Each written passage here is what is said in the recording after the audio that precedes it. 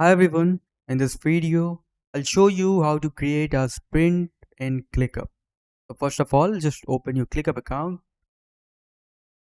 Now, click on your profile icon on top left corner and here, click on apps. Go to the search bar and type sprint. Okay, here it is. Click on it and make sure this is enabled. I've already enabled it.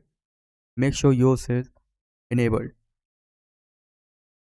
Alright, now go to your space and click on this plus icon and here you will find this option sprint folder. Just click on it. Give your folder a name.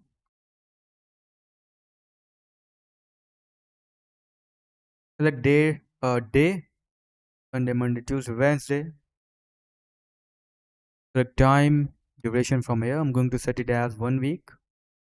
Now click on next. You can choose these automation if you have a business plan. Now click on create. As you can see, my sprint folder is created.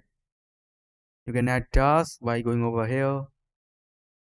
Board, you already know it. Just move it from here.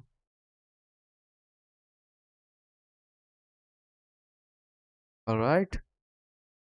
From here to here like this. Okay.